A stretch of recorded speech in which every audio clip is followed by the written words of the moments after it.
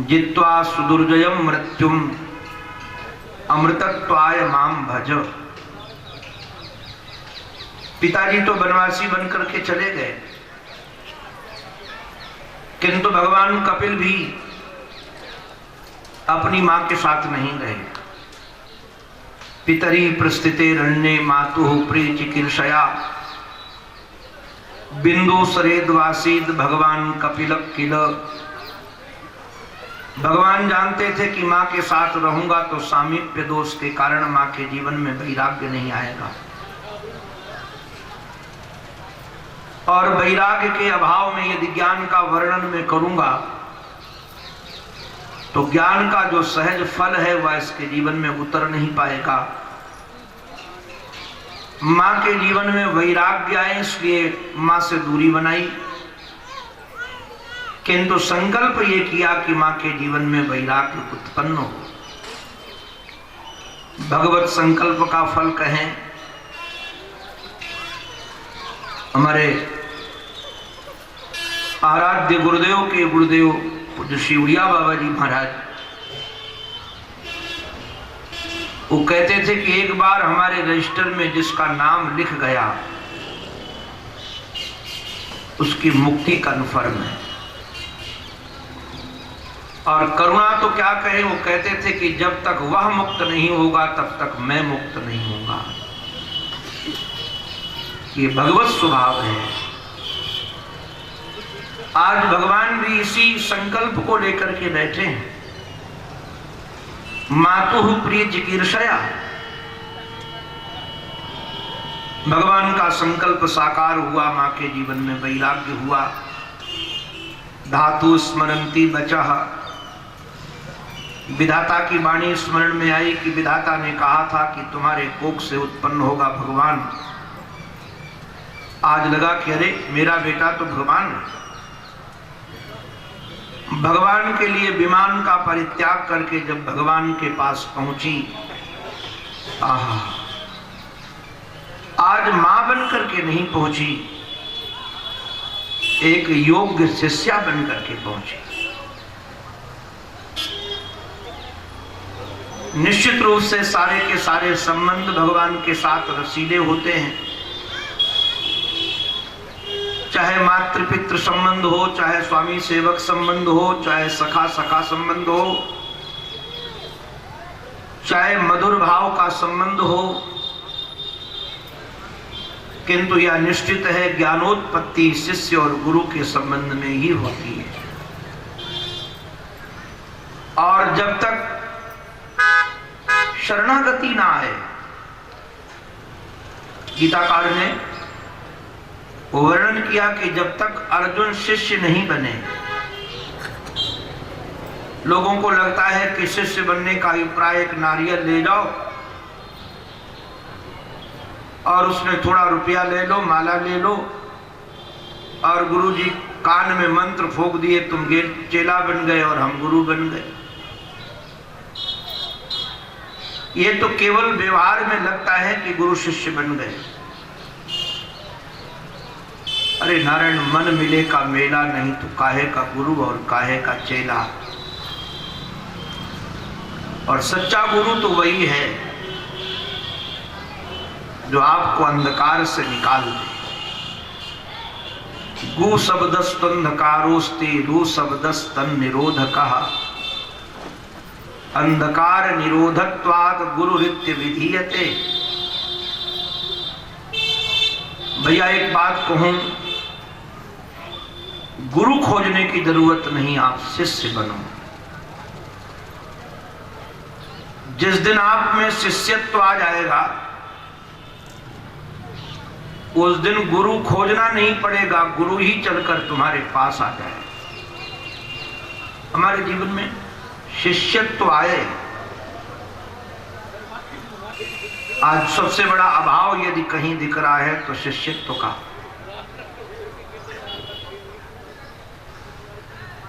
आज मां शिष्य बन करके गई।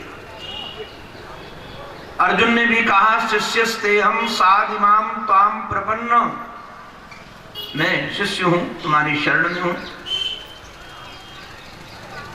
नारायण ध्यान रखना,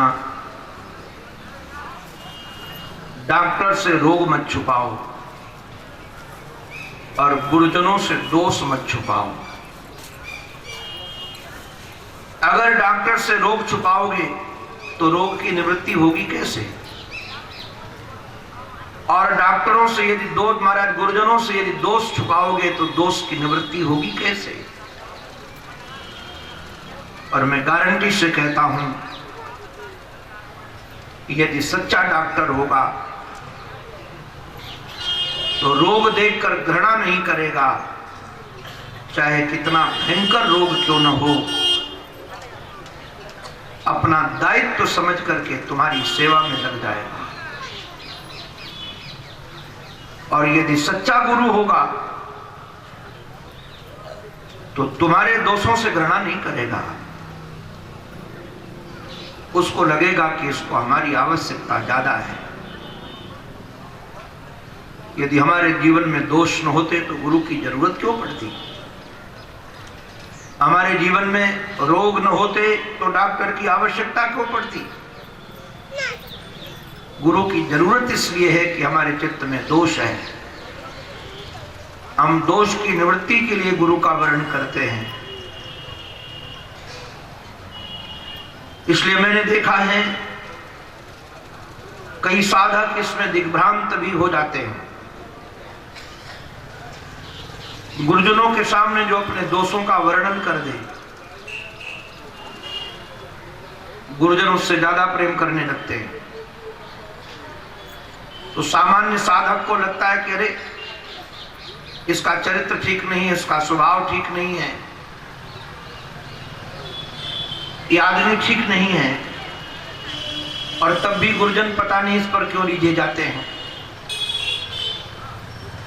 हमारी बात नहीं सुनते, उससे चलकर बात करते हैं।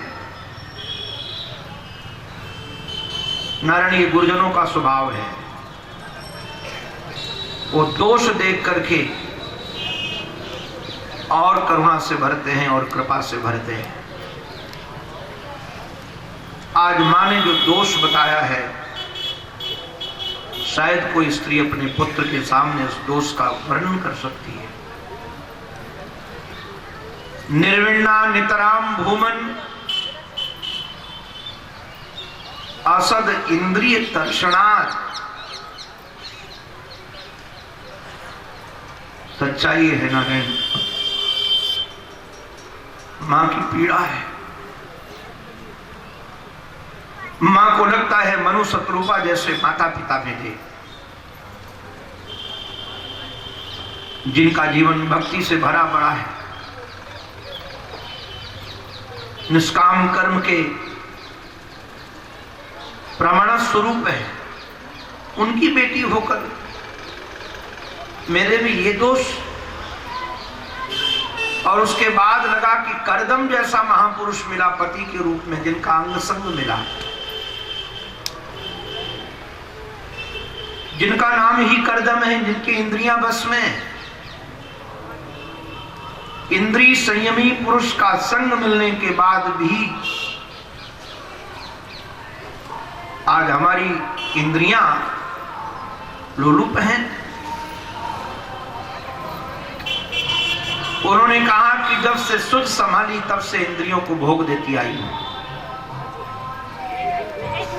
किंतु आज भी इंद्रियां तृप्त नहीं हुई। और तृप्त न होने का कारण यह कि है कि असद इंद्रिय है।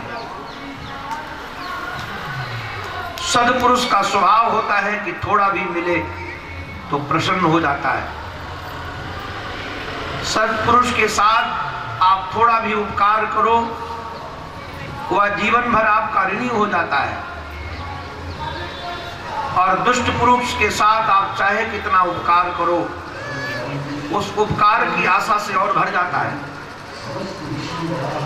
उसको लगता है कि हमको और मिलना चाहिए, और मिलना चाहिए, हमारी आवश्यकता ज्यादा है और हमको मिल कम रहा है। ये दुष्ट स्वभाव होता है। ये इंद्रियां भी दुष्ट है। आप इनको चाहे कितना आहार दो, चाहे कितना सुधार करो, प्यार दो, किंतु इनकी और प्यास बढ़ती जाती है। मानो भगवान ने एक बात कही किया जा रहा है। जी हाँ, कि अगर इंद्रियां असत हैं मांसपेशियों और असत होने के कारण रोगों की जांच, इनकी मांग बढ़ती जा रही है, बढ़ती जा रही है, विशेष उपचार, तो इंद्रियों की साक्षी बन जाओ ना। आजकल कामी, क्रोधी, लोभी लोग, उपलब्ध सुविधाएं, उनको हमारा सनातन धर्म दिखता नहीं है, क्योंकि सनातन धर्म में एक निष्ठा है, एक बंधन है, एक ब्रेक है, एक अनुशासन है, एक रास्ता निश्चित है। जो अशास्त्रीय संप्रदाय हैं उनमें कहते हैं कि तुमको कुछ करने की जरूरत नहीं, केवल तुम इंद्रियों के साक्षी हो जाओ, भोगने दो इंद्रियों को। इसलिए कामी, क्रोधी, लोभी लोगों को लगता है कि ये पंथ बहुत अच्छा है, क्योंकि इसमें ब्रेक नहीं है। आप इसमें दीक्षित हो जाओगे तो तुम वासना में भी समाधि का अनुभव कर सकोगे।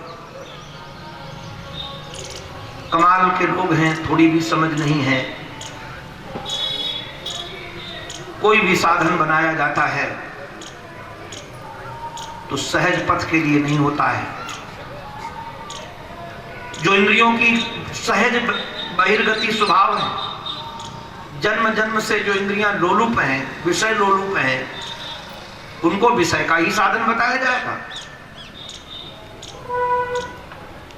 आप विचार कीजिएगा, किसी भी घर में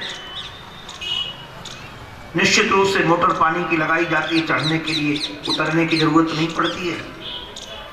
पानी अपने आप नीचे भागता है। इंद्रियों की सहज गति नीचे की अधोगामी इंद्रियां हैं।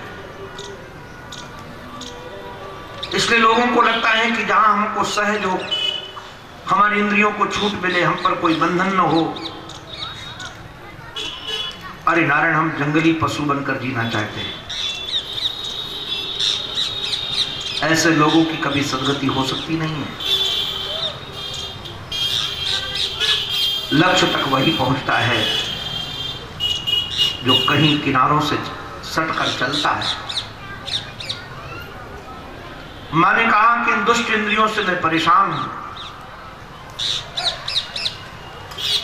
भगवान ने कहा तुम साक्षी बन जाओ। बोले साक्षी बनने से क्या मिलेगा? ये हमको परेशान तब भी करेंगी। मुझे एक बात बहुत प्यारी लगती है, हमारे है तो श्री संत प्रवर तुलसीदास जी की। उन्होंने एक दिन राघवेंद्र सरकार के श्री चरणों में अपनी कुछ अर्जी रखी, अपनी विनय प्रस्तुत की। कोटि न मुख कई जात न प्रभु के, एक एक उपकार, तदपि नाथ कछु और मांगी हो, दीजे परम उदार। हे ठाकुर, आपने हमारे ऊपर करोड़ों उपकार किए।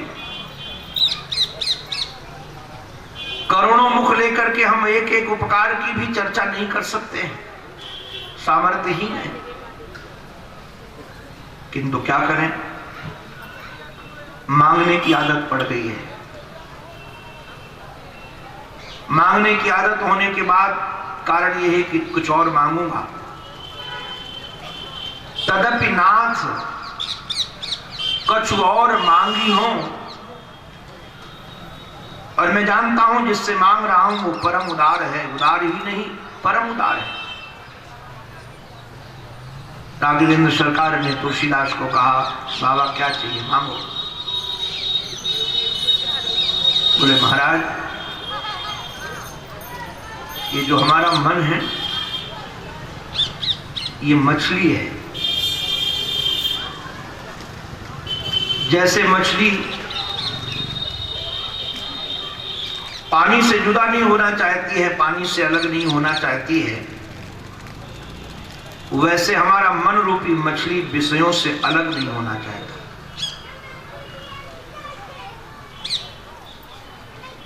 तो श्रीराज जी महाराज ने जब कहा कि अलग नहीं होना चाहता, तो कहा कि न होने तो उसका जीवन है। और सच में लोग इस बात को बहुत कम समझते हैं, विषय और मन इनमें बहुत ज़्यादा फर्क नहीं है। मन तब तक जीवित रहेगा जब तक विषय रहेंगे, क्योंकि विषय ही उसका आहार है। आप चाहे कितना शास्त्र पढ़िएगा, चाहे कितना नाक दबाइएगा, कान दबाइएगा, योग करिएगा, जब तक इस मन को विषय मिलते रहेंगे तब तक यह तुम्हें न मुक्त होगा न मुक्त होने देगा। विषय वारी मन मीन, बिलग होत नहीं पल एक, ताते सहो विपत्ति अति दारुण, जन्मों जोनि अनेक। ये जो मन बार बार विषयों में जाता है, विषय रस लेता है, इसके कारण ही बार बार योनियों में जन्म लेना पड़ता है। आप इस मन रूपी मछली को पकड़ लीजिए। वहां तो तुलसीदास जी महाराज ने सारा का सारा खेल भगवान को समझा दिया। यहाँ माँ इतना ही कहती है कि इस विषयी मन को, लोलुप मन को अनुशासन में कीजिए। और मैं जानती हूं स्वभृत्य संसार तरो कुठारम, आप अपने संसार रूपी तरु को काटने के लिए भक्त के कुठारे के रूप में हो। भगवान ने आध्यात्मिक योग का बल लेकर कहा, मां ये जो संसार में हमारा राग है, ये राग ऐसे नहीं कटता है। प्रसंगम अजरम पाशम आत्मनक कवयो विदु, ये जो प्रसंग है, आसक्ति है, नाम इसका आसक्ति है। इसके नाम से पता चलता है आ तो सकती है किंतु जाती नहीं है, आसक्ति। ये अजर ऐसी रस्सी है जो कभी जर्जर न पड़े। हमारे श्री वल्लभाधीश जी महाराज लिखते हैं, लोहदारमयी पासई पुमान बद्धो विमुच्यते। व्यक्ति जंजीरों से, रस्सियों से बांध दिया जाए तो ये रस्सियां धीरे धीरे धीरे धीरे जर्जर हो जाती हैं, टूट जाती हैं। गाय भैंस पशु के गले में पड़ी हुई जंजीर धीरे धीरे गर्दन हिलने से, शरीर हिलने से वो भी घिस घिस कर टूट जाती हैं। जंग आदि लगने से जर्जर होकर के जीर्ण शीर्ण होकर टूट जाती हैं। ये संसार की जो बहिरंग जंजीरें हैं, ये जंजीरें टूट जाती हैं, किंतु अंदर की जंजीर टूटती नहीं है। जैसे जैसे उम्र बढ़ती है, ये जंजीर और मजबूत होती है।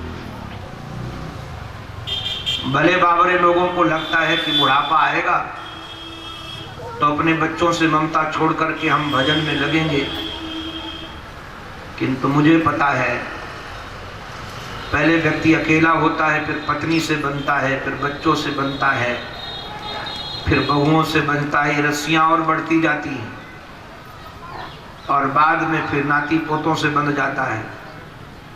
कथा में भी नाती पोता नहीं छूटते हैं, बाद में छूटेंगे तो क्या छूटेंगे। और मरने के बाद इन नाती पोतों का खिलौना बनता है। ये राग छूटता नहीं है। लोह दारुमयी पासई पुमान बद्धो विमुच्यते, किंतु पुत्र दारुमयी पासई पुमान बद्धो न मुच्यते। एक बार पत्नी पुत्र की बंधन में बंधा तो 99% 99 पॉइंट छूटने के चांस चले जाते हैं। बहुत वर्ष हो गए संतों की शरण में आए हुए। मैं लगभग देखता हूं बड़े बड़े महात्मा, कई बार पीड़ा भी होती है, कई बार भगवान को वंदन कर लेता हूं कि माया को। आज 99% महात्मा परिवारों से जुड़े हैं। आप किसी महापुरुष के पास जाओ, उनका पिए कि तो भांजा होगा कि तो भतीजा होगा, और बड़े बड़े आश्रमों के उत्तराधिकारी उनके परिवार के लोग ही होंगे। कारण क्या है कि भले लाल वस्त्र ले लिया है किंतु अभी दिल में राग नहीं गया है, इनको दूसरों पर विश्वास होता नहीं है। उसका कारण यही है कि अजरम पासम, उन विचारों का दोष ही नहीं है। वो ऐसी रस्सी से बंध गए हैं कि वो रस्सी जर्जर होगी ही नहीं। अच्छा, कमाल की बात यह है कि बाहर की रस्सियां बंधी हो तो तोड़ने का प्रयास भी करें, अंदर की बंधी है दिखती नहीं है किंतु बंधा है। हमारे एक ब्रज के महात्मा है पूज्य स्वामी श्री गुरु शरणानंद जी महाराज।